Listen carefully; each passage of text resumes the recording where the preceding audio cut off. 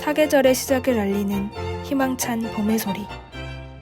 하나의 생명이 싹을 틔우고 자연은 그 기쁨을 만끽합니다. 계절의 흐름에 따라 저마다의 곡조를 읊던 새들. 그런데 언젠가부터 이들이 정착지를 잃은 채 자연의 순리를 따르지 못하고 있습니다. 우리의 계절이 더 이상 영원을 장담할 수 없게 된 겁니다.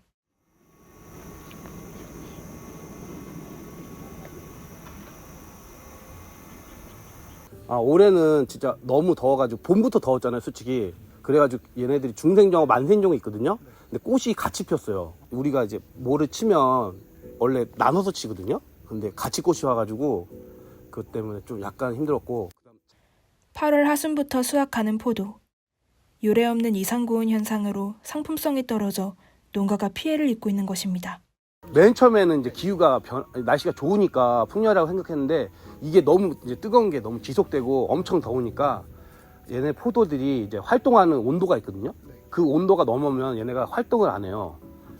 진짜 잘 될 때는 이제 날씨가 진짜 좋아가지고 진짜 만수할 때 그때는 막 진짜 괜찮게 벌었는데 올해는 뭐 그 기후 변화 때문에 그런 것 때문에 좀 많이 떨어져가지고 고온 다습하면 이제 지금 이제 너무 열대다 보니까 못 보던 벌레들이 막 이제 창궐을 해서 열매를 공격하고 그래가지고 상품성이 좀 떨어지거든요. 이제 고온다 보면 고온습하면 이제 꼭지에 열매가 이제 마름 꼭지 마름이라고 해요. 그래서 열매가 뚝뚝 떨어져가지고 상품성이 떨어지거든요.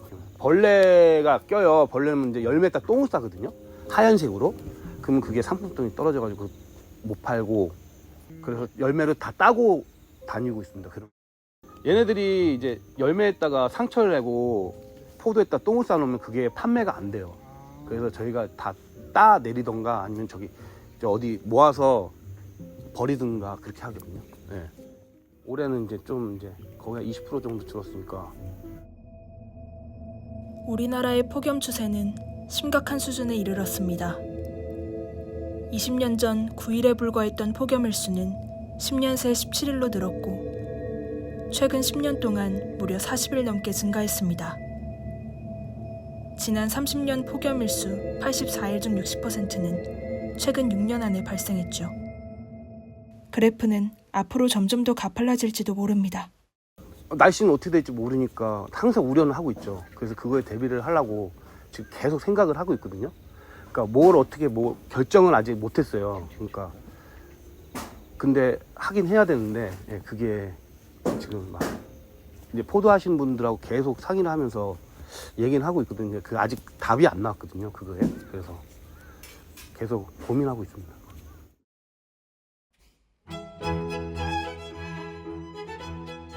2024년 현재 우리는 극단적인 기후변화를 겪고 있습니다. 언젠간 사계절의 경계가 흐려지고 낯선 세상을 맞이하게 될지도 모릅니다. 사계 2050은요.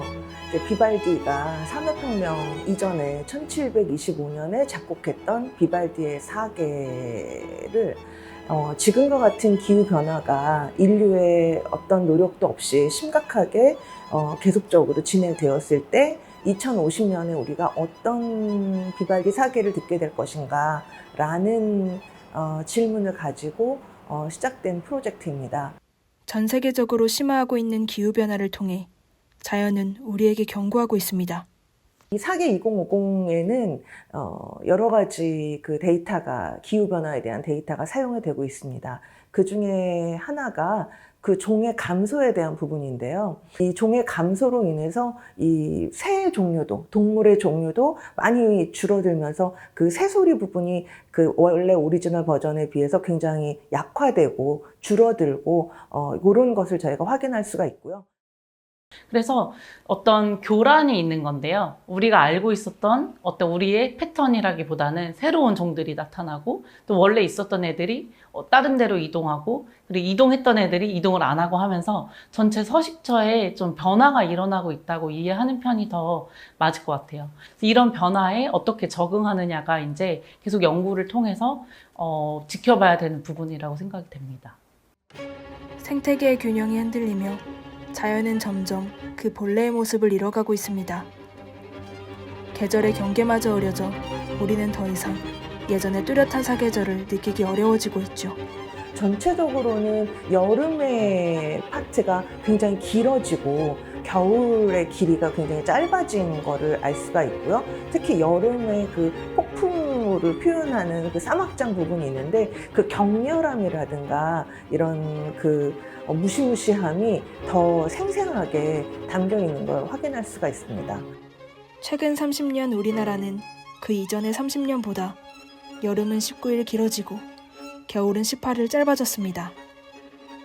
과거 30년 동안 사계절 중 가장 길었던 계절인 겨울이 현재는 봄과 비슷해졌습니다. 한때 스케이트장으로 북적였던 한강. 겨울이면 80일 동안 얼던 한강이었지만 70년대 이후로 제대로 얼지 않아 그 기능을 잃었습니다. 계속해서 얼지 않는다면 역대 8번째로 결빙이 관측되지 않는 건데요. 지난해 봄부터 올겨울까지 사계절에 걸쳐서 이상 고온 현상이 지속되고 있습니다. 2000년대에 들어서면서 결빙 일수는 15일 이하로 줄었고 얼지 않는 겨울마저 찾아왔습니다. 2022년 기상청은 기후변화에 관한 정부 간 협의체의 저탄소와 고탄소 시나리오 2종에 따른 우리나라 기후변화 전망 결과를 발표했습니다. 저탄소 시나리오는 온실가스를 현저히 감축하여 2070년경 탄소 중립에 이르는 시나리오이고 현재 수준과 유사하게 온실가스 배출을 지속하는 시나리오가 고탄소 시나리오입니다. 고탄소 시나리오대로라면 21세기 말에 우리나라의 남부지방에서는 더 이상 겨울을 맞이할 수 없습니다. 그래서 저탄소일 경우, 고탄소일 경우에 우리나라에 어떤 상황이 일어날 수 있는지에 대해서 이제 보여주고, 그렇다면 우리는 지금 무엇을 해야 되는가에 대한 메시지를 담고 있기 때문에 이것을 어떻게 보면은 정말 이렇게 예측이 되는가에 초점보다는 이렇게 될 수도 있고 저렇게 될 수 있는 상황 속에서 우리가 지금 해야 되는 것은 무엇인가, 이렇게 보고서를 이해를 하고 접해 보시면 어떨까 싶습니다. 기후위기에 맞서 우리가 지금 해야 할 일에 대해 고민하고 직접 행동에 나서는 이들이 있습니다. 안녕하세요. 저는 서울서 초등학교 6학년 한재아이고요. 현재 61명의 동생들과 아기 기후 소송단에 참여하고 있습니다. 앞으로 저와 같은 어린이들이 헌법소원에 나서지 않아도 되는 세상을 만들기 위해 이번 판결이 더 큰 변화를 일으킬 수 있기를 바랍니다. 한재아 양과 아기기후소송단은 탄소중립기본법의 온실가스 감축 목표가 소극적이기 때문에 미래 세대의 기본권을 침해한다며 헌법소원 심판을 청구했습니다. 아시아 최초의 기후소송이었습니다.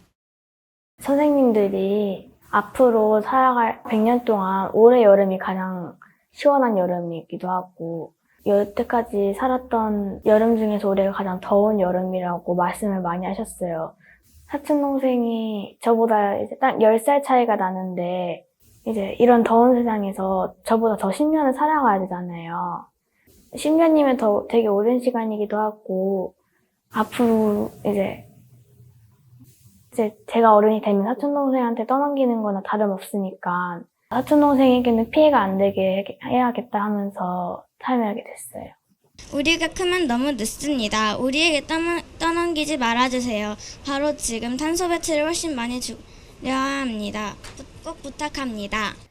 2022년 2월 61명의 아이들과 소송에 참여하기 시작한 한재아 양은 기후위기에 대한 목소리를 멈추지 않았습니다. 아기 기후 소송 관련 활동은 일단 처음에는 피켓을 들고 헌법재판소 앞에서 기자회견을 했었고요.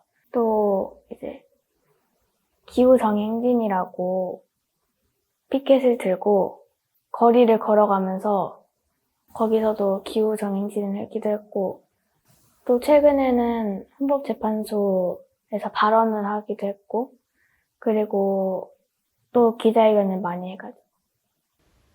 그 결과 헌법재판소는 탄소중립기본법 제8조 제1항에 2030년 이후에 온실가스 감축 목표가 없다는 이유로 헌법 불합치 판결을 내렸습니다.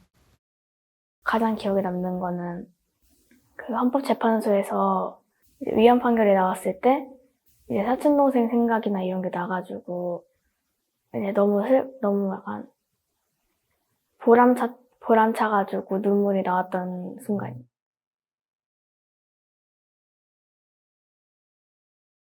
어쩌면 우리가 지금 이렇게 편안하게 음악을 듣고 있는 이 시간조차도 여러분 쉽지 않을 수 있는 게 2050년의 기후입니다. 어디선가에서는 나라가 사라질 걱정을 하고 있고요.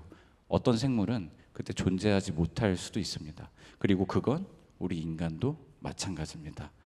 사계절이라 그러면 보통 이제 겨울에서 봄이 올 때 가장 큰 변화를 또 느끼시는 것 같고, 이제 점점 더워지면서 이제 여름이 됐다가 낙엽이 지면 아, 가을이구나 이렇게 느끼실 텐데, 사계절이 뚜렷하지 않다고 느끼는 부분에 대해서는, 왜냐면은 봄이 빨라졌고 여름이 길어졌고 가을이 낙엽이 늦어졌기 때문이라고 설명을 할 수 있을 것 같은데요.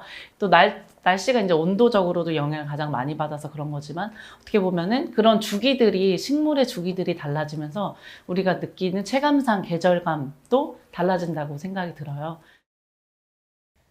사계절은 곧 우리 삶의 리듬을 상징하기도 합니다. 봄의 생명력, 여름의 활기, 가을의 풍요, 그리고 겨울의 고요. 이 자연의 순환을 지켜야만 우리는 우리의 미래를 지킬 수 있습니다. 어떻게 보면 굉장히 크게 느껴지기도 하고, 차츰적인 변화라서 잘 느껴지지 않기도 하고, 어느 날 돌아보니까 되게 큰 변화였던 것 같기도 하고, 느끼는 사람마다 또 적용하는 게 다를 텐데, 그런 것들을 이제 하나하나 본인의 감성들을 가지고 지금 내가 무엇을 해야 될지, 어떤 부분에 좀 관심을 가지고 기후 액션을 할 수 있을지에 대해서 좀 더 고민을 해보고, 그런 고민들이 행동으로도 이어질 수 있는 게 가장 좀 바람직할 것 같고요.